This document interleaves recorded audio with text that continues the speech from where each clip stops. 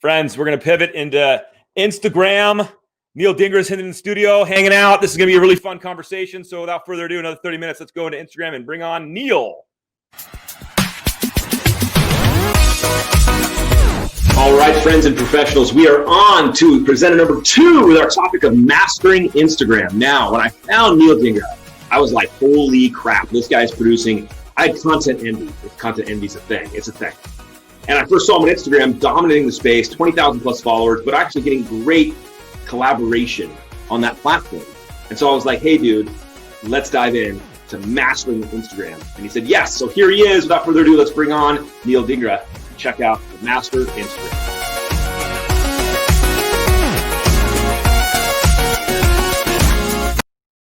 Oh, I love the music, dude. I get pumped. I actually have to have those. Otherwise, I would die of talking to myself too much. Neel, what's up, dude? Hey, buddy. How are you?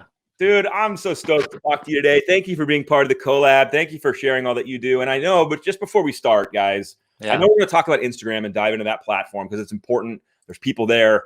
There's opportunity there. But man, this guy does so much more too. I mean, this is another guy who's had a podcast with Gary Vee, and I hate him forever. I mean, this guy is producing content at scale across multiple mediums. And so thanks for diving into one today, dude. I'm really excited.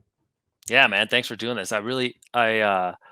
You said how you found me and I had found you same way through LinkedIn, right? Like you found me on Instagram. I found you on LinkedIn, and I saw when you were doing those 100 days every day. Oh, never again. And I was like, who is this guy? I cannot get him out of my feed. Like every day there was another video and another video and just kind of came out of nowhere. And then I started watching them, and then I started learning, and it's kind of cool how there's people popping up within the industry now that are helping others at other companies, because like I always preach that we should collaborate, not hate, and not compete, because there's so much business. And I think once you realize how much business there is, like once your business gets to a point where you couldn't take on more, then you finally get that point of like, okay, now I understand what all these guys have been saying.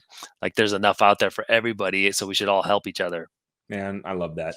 Well, let's talk about Instagram. When did you get into Instagram? When did you make it a focus and a core part of your strategy? So I started on Instagram an account just about 2 years ago. I didn't even have an account. Okay, so I had a Facebook and. Dude, hold on a second. Everyone's gonna freak out on this. Like that's 2 years ago. Yeah, like, that's not exactly. Like I've been building it for 10 years. No. And by the way, if you're following on Facebook or YouTube and LinkedIn, look for the links we're going to post right now that are going to have his handle, so you can go check out what's going on. So 2 years ago, what made you get in? So, I just been following content from everybody, and I was a consumer of content, not really a creator of content. And I just started seeing all this stuff, and it was just a cool place to be. Like, if you think about it, who's the cool kid, of all these things? I guess we're not getting into TikTok yet, but for me, it was Instagram, because that was kind of red hot. That's where everybody's at. That's where my age group of content creators was at. That's where all the big influencers, the most known influencers were at. So I started following and learning from other people, and then I kind of started seeing what they were doing. I was like, I could give this a shot. And the first foray into posting content there was bad. Like I didn't get anything from it. It's I want to talk the hardest one to crack. Why was it bad? Like why do you think it was bad? Well, it's because you're learning, right? You don't know what's going to work, and a lot of times in our business, like we're so used. I've been in the business for 18 years. I've got the sales thing ingrained in me, right? So I thought I was supposed to go on and say, hey, I'm the best mortgage lender. I have the best rates, products, and I'm the most experienced. So you should work with me. Like I started overselling myself and not really realizing that that's coming across bad. Well, so pause, because that's everyone's not going to hear that right away. And I want you to hit it again, because if you're going to go into social media, people think it's social selling. I need to sell. I'm going to sell. Yeah. And so your experience was that didn't go so well. No, it doesn't. Sales on when you're growing, you're trying to grow an influence, build your brand, grow an audience. Selling works against you, so it's counterproductive. So you want to shift that whole mindset, and it's hard for us in this industry because, like I said, we've all been taught from the first time: closed mouth doesn't get fed. Always be closing. You have all these these things that you've been trained. And I come from a background of like coaching, and I don't know if you guys are familiar with the core coaching and things like that, and Yeah. it's very aggressive as far as like, you got to ask for business. You got to call these 20 people and ask them for business, and ask them and shut your mouth, and you'll be surprised what happens, and all those things they teach you. And so that does work. Like, I'm not knocking the core or any of that coaching stuff or the sales stuff. It works, but it does not work on social, right? So I had to get off that. So what did you start doing? So then I started thinking, okay, what are the guys who are growing? How are they getting engagement? And trying to figure out that hack. And I think it's very difficult, because what happens is on Facebook, I think the audience is more forgiving. They're willing to give you the benefit of the doubt. On YouTube, you're just kind of like tree in the forest. You post your video, you're not really expecting much feedback. Same thing with Twitter. You're not really expecting much. But on Instagram, when you post something and you get no engagement, it kind of hurts you. You're like, you're kind of bummed out, right? Quit. So I want to talk about that, because that's when people immediately go, "This is bullshit. Like, this is not for me. This is whatever," because they got that initial, stab. Yeah. So what you'll see is like people reach out, they'll ask me that question. Like, I've been doing it. So I just kind of give up on Instagram because it's not really working for me. And you'll see a bunch of posts that are all sales related, or that are just canned corporate type produced content that everybody's using. So it doesn't stick out. So you have to think about it. Other than TikTok, for Instagram, it is the shortest attention span. So we think of YouTube, we think of Facebook, we think of all these platforms. Yeah. And as far as the user's intent on Instagram, their intent is quick, short things. They want to get some piece of information, or they want to laugh, or they want to get some entertainment, and it's fast. That's why you see Instagram stories is the fastest growing thing. They literally put Snapchat out of business, almost. Like, they came out with stories and it just took off. It's insane, the growth, the daily user growth on stories. So what happened was that tells you that stories is fast, it's quick, it's real, and that's what people want on Instagram. So like, I had to figure out, how can I create content that fits the intent of the user on that platform? That's smart. That's absolutely dead on. People are missing that point. Yeah, and that's where people, I think, are failing on Instagram. So what I want to try and do is, with things like this and with the content I put out, is I want to help people create content that would get better reach on Instagram, because it's the hardest one to crack. And also, find success, because like what you're saying is, when you don't get any positive feedback and you don't get any engagement, you don't get any results from there, you give up on that. Yeah. And that's the problem, so it just simply posting there is not going to get it done. You actually have to engage there. And I know you do a great job of this on LinkedIn, and I've seen you active on many platforms. Engage with other people's content, so that way they see you and then they come check you out. So yeah, we have to unpack that deeper, because I think that's honestly the core truth, by the way, on every platform. Yes. And so it's especially on Instagram. Yeah. Because on LinkedIn or on Facebook, you send a request to connect and now you're buddies. But it doesn't work that way on Instagram. I can go like Neel and follow Neel. It doesn't mean Neel's following me. Yeah. So in order for that, so you can follow somebody, but the main thing that will get somebody's attention, either a client, a friend of a friend, someone you want to network with, somebody in the industry, or even an influencer, is to leave genuine comments and genuinely engage with their content. So don't spam people, but actually look at someone. If you saw a piece of content, like it's an image of carousel or a video, and you liked it, or something stuck out to you, leave a comment. Like, put yourself out there, and then that sticks out, because when somebody, for a smaller account, when somebody leaves a comment and they only get 5-10 comments, yours sticks out like a sore thumb. Now all of a sudden you're like, who's this Alec guy? I'm gonna go check him out. Oh, he's in the industry too. Or, oh, he's friends of so-and-so, I know them. And then all of a sudden it starts the connection.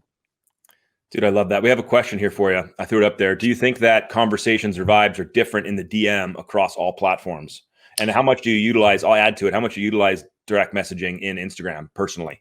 I use it a lot, because the reason why, it's super easy. It's native to the platform. You can send voice memos, you can send video messages, and you can send text. But the cool thing about it is, the more engaged you are with people on DM, the more they will see your content, because then the algorithm realizes that if me and Alec are DMing all the time, then when I post, Alec's going to be one of the first people that the algorithm shows the content to, because the algorithm knows that we're connected. So it helps to DM with people. And to be responsive when somebody DMs you, to respond, in a reasonable time frame, because then it's actually working for you as far as increasing your engagement, increasing your reach on the platform.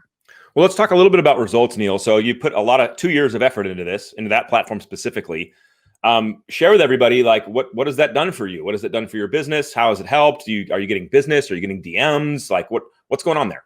Yeah, so I was in the industry, like many of us, asking for business, getting referral partners, asking for meetings and things like that, right? And always asking, and if you ask enough people, you get the business. But I was getting more and more burnt out because my efforts were becoming less effective. So I would have to ask way more people in order to get the same results, and then each time that's growing because people don't want to deal with unknown individuals. They're not answering cold calls, things like that. So buying leads was it just seemed like a dying business for me. Yeah. So I said, how do I change that to attract? And so I started doing this stuff. And then what happened was, as I started to find more success, people started to reach out to me. And I think you'd be shocked when it happens the first time, when someone DMs you and says, "Hey, Alec, do you have time maybe today to meet with me to discuss, my financing, or would you have time to talk to me about this? I know you're a busy guy, but blah, blah."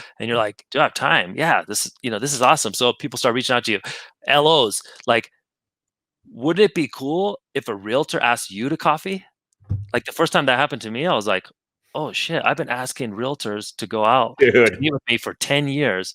And now they're asking me, like, what's up with that?" So, Oh, once you become a thought leader, once you become putting out good quality content, I mean, I think of it this way: there's so many knowledgeable people in our industry, like that know their job inside out. They provide extreme value, but nobody knows it except this small group of clients that they work with. So imagine taking all those secrets and all those things and all your expertise and putting it out there in pieces of content. Now all of a sudden, everyone gets to see it, and you'll be surprised how many people are attracted to that. So they're yeah. like, "Who is this guy that's sharing all this great information?" And then they ask you, "Can I pick your brain?" When I need you, the first person I think of is that guy who's I've seen 10 of his posts. So I started to get more and more inbound, and then it just kind of took off it was really slow. And I think this happens with all businesses is as you're trying to scale communication, it's super, super slow. And at the end, it's fast. Yep. It's big. And then all of a sudden, it's like a snow. It just started piling in. So my business from 18 to 19 quadrupled. So it was insane. So I had to hire and figure it out along the way. But It was a good problem to have. exactly. So in 2020, I will make 4 times the money that I made in 2018, as far as an annual net income basis. And that's a direct result of content marketing on these platforms. So a lot of people are now getting fired up. They've probably clicked on your handle and they looked at your stuff on Instagram and they're like, "Holy crap, it's beautiful. It's amazing. I can never do that." He must have a full production team behind him producing this amazing looking carousels and content.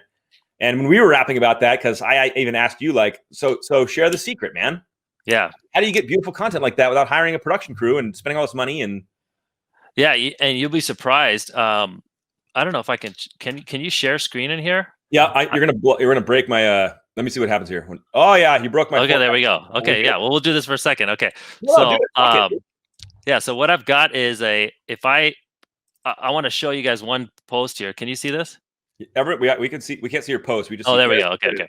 So this was just a tweet. So you talk about like, this was a tweet. I'm just going to tell you right now, this is the most reach I've ever got from an Instagram post. And out of all those beautiful carousels and videos, think about this. I got videos with Gary Vee, and this tweet outperformed the video.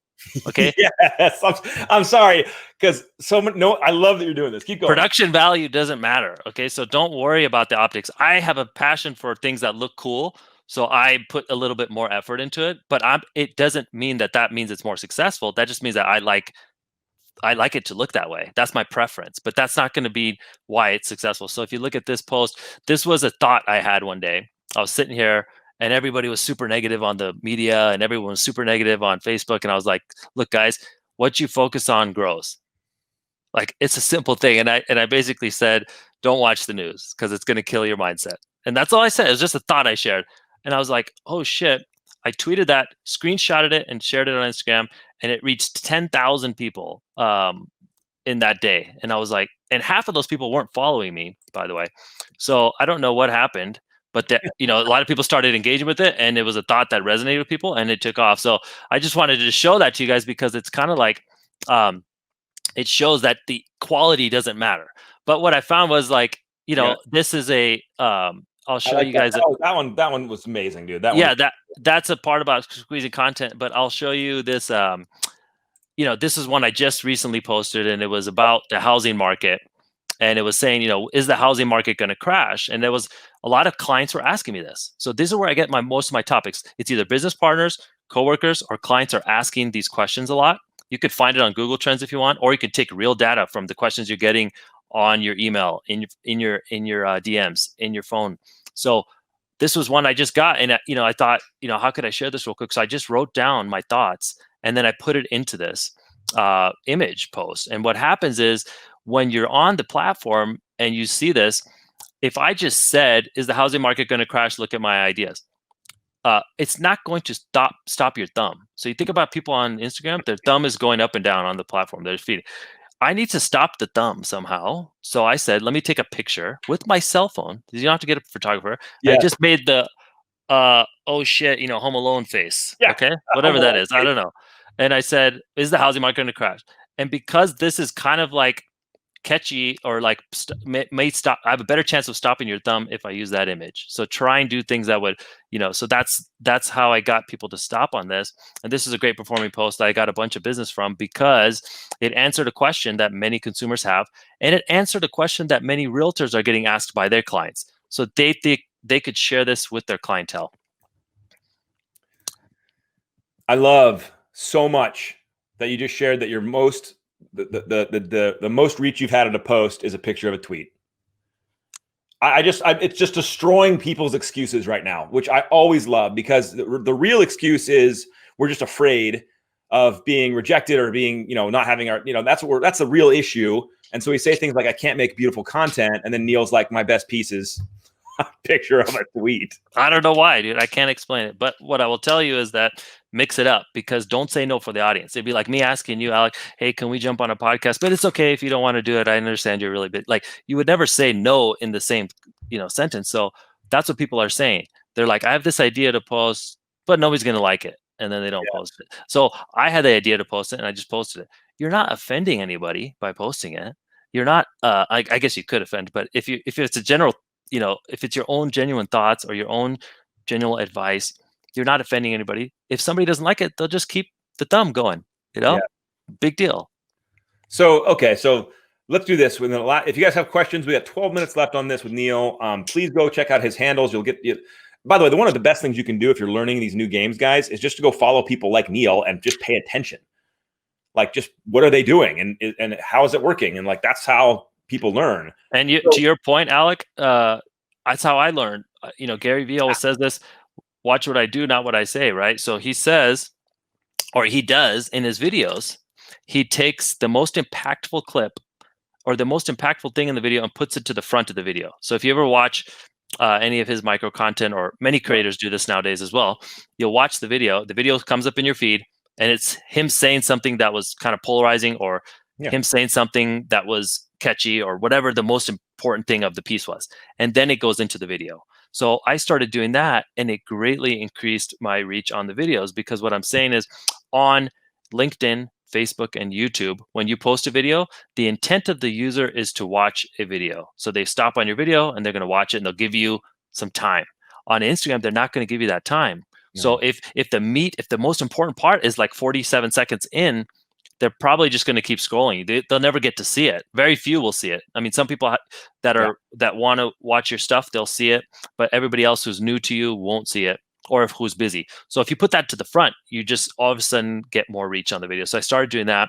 That's a great example of like, just take the idea like from somebody else and try it in your own. And then if it doesn't work, try it again. So that was done with the simple video editing app that I use on my phone. It's called InShot. You can do this stuff with your own apps that are free, either on your PC, Mac, or phone.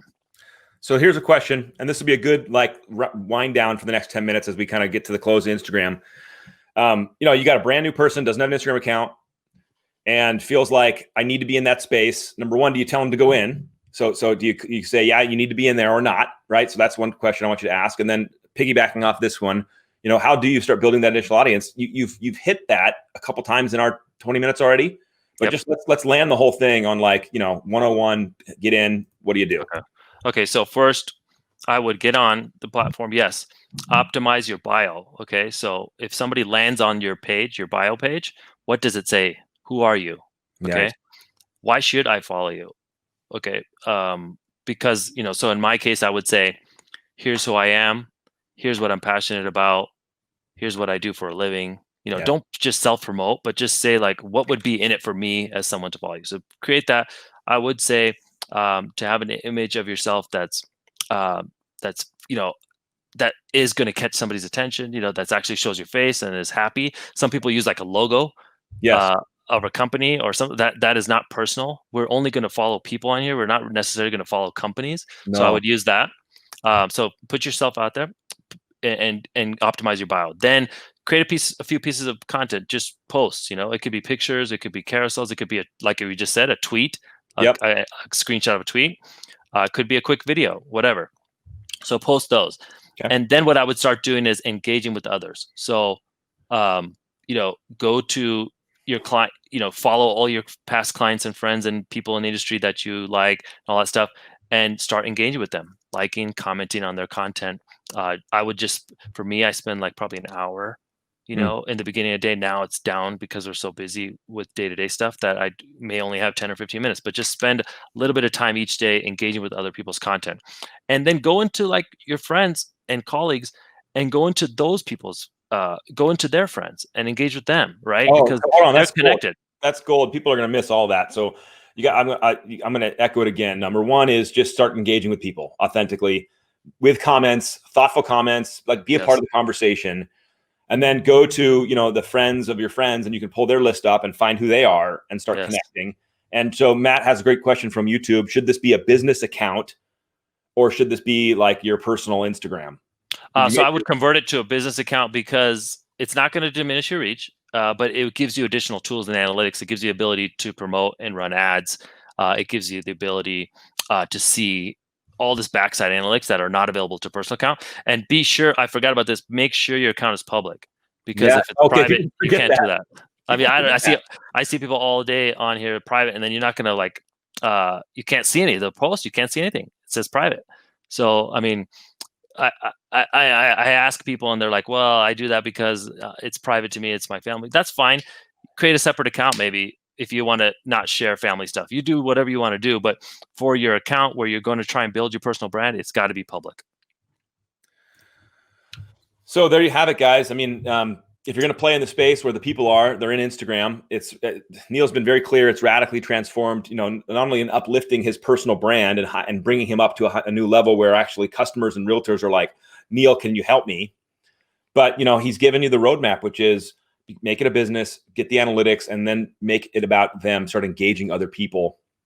You have any final advice, brother, for anybody that's curious? And you brought this up earlier, Alec, and this, many people have asked this, how do you create this type of content?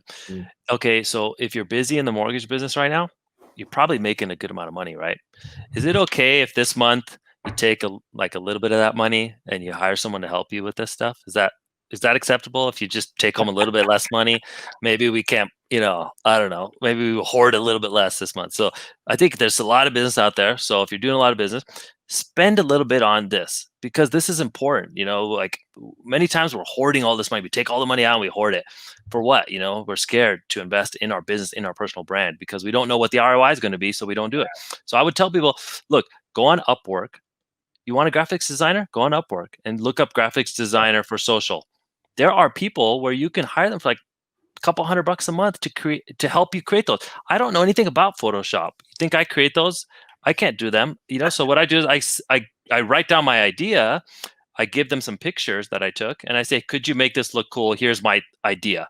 And then I get, the next day in my inbox, I have a post ready. So, leverage people to help you with where you're deficient. I'm not great at video editing, but I know video editors are everywhere on Fiverr and on Upwork. So pay someone to help you edit the video, and then scale. That allows you to scale. So I think in the beginning you could do it all yourself. I did it all myself in the very beginning. I use tools like Canva and these free apps. And then as you want to start increasing the quality, if that's something you want to do, then you can have independent contractors help you, and it's actually quite affordable. I would say people think it's super expensive to have that. It's not. It's very cheap. So you're just blowing up excuses, like blowing it up, showing that your tweet was like one of your biggest reaching things. You don't need to have this, higher produced stuff, but you can go to Fiverr and Upwork and you can find all these resources and spend some money, invest in it because it's important. And so I want to end with this. The very first thing you talked about, because the excuses are really, I'm just afraid. Because it's not about knowledge. Knowledge is at the literal tip of our fingers. We have all of human knowledge. So it's not knowledge. It's that I'm afraid, I'm insecure, I'm nervous, whatever it is. And you pushed through it. You figured out how to post when no one was responding. I want to go back into that space where you were when you first started your account 2 years ago and you were getting crickets. What was your motivation to keep going? It's if you create something that is going to help somebody else. So before you post it, think, what would somebody get out of this? Mm-hmm. Even if you just have all your close friends and your family following, they will engage with that and they will share it. Okay. And you'll be introduced to somebody. So when I saw the first couple people say, hey man, this really helped me. Thanks for sharing this. Please do more of this.